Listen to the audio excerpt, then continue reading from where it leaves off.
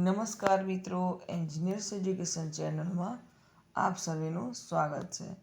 તો મિત્રો, આજે આપણે ધોરણ 6નો વિષય ગુજરાતીનું પ્રકરણ 18 એકલો જાનેરીના સ્વાધ્યાય પોથીના પ્રશ્ન જવાબ જોઈશું. પ્રશ્ન નંબર 1. એકલો જાનેરી ગીતમાંથી ગમતા શબ્દો અહીં લખો અને એ શબ્દોમાંથી 5 શબ્દોના અર્થ લખો.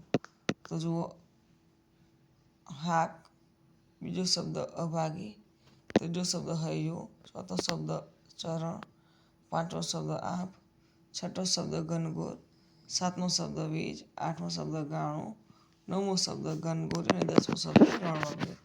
શબ્દોના અર્થ: હાક એટલે બૂમ, અભાગી એટલે કમનસીબ, હૈયું એટલે હૃદય, ચરણ એટલે પગ અને આબ એટલે આકાશ. પ્રશ્ન નંબર 2. પ્રશ્ન 1માં તમે લખેલા શબ્દ અને તેના અર્થના આધારે વાક્ય લખો. તો વાક્ય નંબર 1. તારી હાક સાંભળીને જો કોઈ ન આવે તો તું એકલો જજે.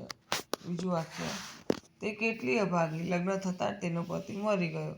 ત્રીજું વાક્ય: તું તારું હૈયું ખોલીને અને મન મૂકીને વાત કરજે. વાક્ય નંબર 4. તેણે મહાત્માની ચરણરજ માથે ચડાવી. વાક્ય નંબર 5. પિતાના મૃત્યુના સમાચાર સાંભળી તેના માથે આગ તૂટી પડી. આગળ જોઈશું. પ્રશ્ન નંબર 3. નીચે આપેલા ચિત્રનું વર્ણન 7-8 વાક્યમાં લખો. તો જોઈએ, સરસ મજાના ઘરનું ચિત્ર આપેલું છે, બરાબર. તો આ ચિત્રમાં એક નાનું અને સુંદર ઘર બની રહ્યું છે. એક છોકરો પીળા રંગનું જેકેટ પહેરીને ઘર પાસે કામ કરી રહ્યો છે. ઘરની દિવાલો મજબૂત ઈંટોથી બનાવવામાં આવી છે. ચિત્ર જોતાં જણાય છે કે આ કદાચ બાળકોને રમવા માટેનું પ્લે હાઉસ અથવા મોડેલ હોઈ શકે છે. આ નાનકડું ઘર ઘરના બગીચામાં બનાવવામાં આવી રહ્યું છે. પ્રશ્ન નંબર 4. એકલો જાનેરે ગીતના આધારે વાક્ય ખરું છે કે ખોટું તે લખો. વાક્ય નંબર 1. જ્યારે તારી બૂમ સાંભળીને કોઈ મદદે ના આવે ત્યારે તું નિરાશ થઈને બેસી જજે. તો વાક્ય ખોટું છે. વાક્ય નંબર 2. દુનિયા તારાથી અલગ ચાલતી હોય તેવા સમયે તારે એકલા જ આગળ વધવાનું છે. તો આ વાક્ય ખરું છે. 3. કવિએ ગીતમાં સંઘર્ષમાં ડરવા માટે ઉપદેશ આપ્યો છે. તે વાક્ય ખોટું છે. 4. ગીતમાં જીવનમાં નિર્ભર રહેવાની પ્રેરણા આપે છે. તો વાક્ય ખોટું છે. ખરું છે. વાક્ય નંબર 5. ગીતમાં ભવિષ્યમાં જીતના વિશ્વાસ સાથે આગળ વધવાની સલાહ આપી છે. તો વાક્ય ખરું છે. આગળ જોઈએ.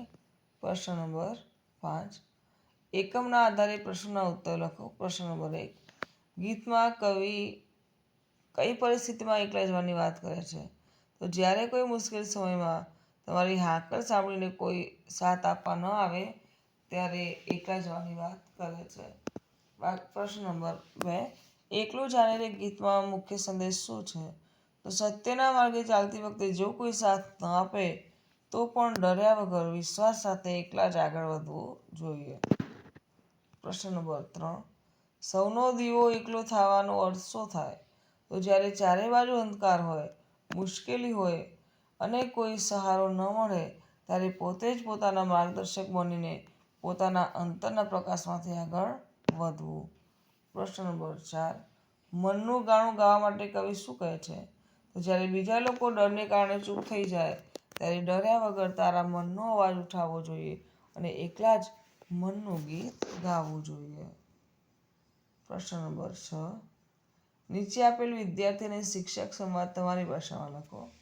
તો શિક્ષકે કહ્યું કે આ ગીતનો મુખ્ય સાર શું છે? તો વિદ્યાર્થી શું કહે છે કે સત્યના માર્ગે ચાલતી વખતે ડરવું જોઈએ નહીં. શિક્ષકે કહ્યું, સરસ બેટા, ગીતમાં કવિ કાંટા રાની અને તુફાની રાતનો ઉલ્લેખ શા માટે કર્યો છે?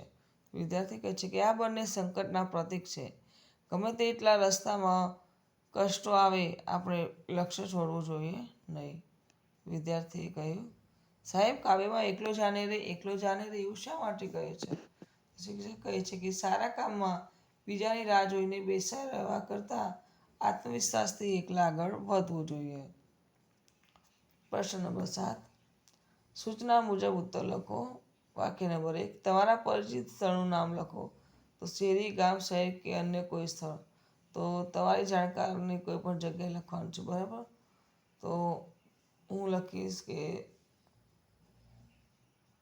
ભૂટાપાલી ત્યાં અમારે મહાકાળી માનું મંદિર છે. બરાબર. બીજું, તે સ્થળ વિશે 2 લીટી લખો. તો વિશેષતા, તેની 2 વિશેષતા. તો બુટાપાલીનું મહાકાળી માનું મંદિર ખૂબ જ પ્રાચીન છે અને મહાકાળી મા જે છે તેમનું મોઢું સિંહની સવારી ઉપર છે. બરાબર. પ્રશ્ન નંબર 3, સ્થળનું નામ અને વિશેષતાને આધારે તેનો પરિચય લખો. તેનો ટૂંકો પરિચય લખીશું. તો મહાકાળી માનું મંદિર અતિ પ્રાચીન છે અને ત્યાં દૂર દૂરથી લોકો દર્શન કરવા આવે છે અને નવરાત્રિના દિવસે 9 દિવસ ત્યાં ગરબા ગાય છે લોકો અને છેલ્લા દિવસે ફૂલોના 200-300થી વધુ ગરબા હોય છે. પ્રશ્ન નંબર 8 જોઈએ. કોઈએ તમને કોઈ કામમાં મદદ ન કરી હોય અને છતાં પણ તમે પૂર્ણ કરી હોય તેના વિશે લખો. તો એક વખત શાળાના વિજ્ઞાન મેળામાં મારો જોડીદાર અણીના સમયે બીમાર પડ્યો. તે વખતે મેં મારા મિત્રોને પ્રોજેક્ટ પૂરો કરાવવાની મદદ માટે માંગણી કરી, પરંતુ તેઓ કોઈ તૈયાર ન થયા અને બહાના બતાવવા માંડ્યા. પરંતુ પછી એ પ્રોજેક્ટ મેં એકલા હાથે પાર પાડીને બીજો નંબર પ્રાપ્ત કર્યો. પ્રશ્ન નંબર 9, બસ મુસાફરી ટિકિટનો અભ્યાસ કરી પ્રશ્નોના ઉત્તર લખો. તો જુઓ અહીંયા રાજકોટથી ગોંડલ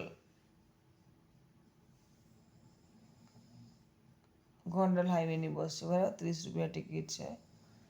તો પ્રશ્નોના ઉત્તર લખીએ. તો પ્રશ્ન નંબર 1, ટિકિટનો દર કેટલો છે અને કેટલા મુસાફરી યાત્રા કરે છે? તો ટિકિટનો દર 30 રૂપિયા છે અને 1 મુસાફરી યાત્રા કરે છે. પ્રશ્ન નંબર 2, આ બસ કયા ડેપોની છે? તો ઉપલેટા. 3, જો તમે આ બસમાં મુસાફરી કરી હોય તો કઈ તારીખ અને કયા સમયે? તો તારીખ 13/6/2020 અને સાંજના 4:43 મુસાફરી કરી છે. પ્રશ્ન નંબર 4, બસ કુલ કેટલા કિલોમીટર ચાલશે? તો 36 કિલોમીટર. પ્રશ્ન નંબર 5, બસમાં મુસાફરી કરવાનો અનુભવ લખો. તો ખૂબ જ મજા આવી. રાજકોટથી ગોંડલ હાઈવે રસ્તામાં પ્રકૃતિનો આનંદ માણ્યો. તો મિત્રો, અહીં આપણો વિડીયો પૂર્ણ થાય છે. તો જો આપને મારો વિડીયો ગમ્યો હોય તો વિડીયોને લાઈક કરો, શેર કરો અને મારી ચેનલ એન્જિનિયર્સ એજ્યુકેશનમાં જો આપ નવા હોય અને હજુ સુધી મારી ચેનલને સબસ્ક્રાઈબ ના કરી હોય તો મારી ચેનલ એન્જિનિયર્સ એજ્યુકેશનને સબસ્ક્રાઈબ કરો અને જોતા રહો આવનાર નવા વિડીયો. મારો વિડીયો સંપૂર્ણ જોવા બદલ આપ સર્વેનો આભાર.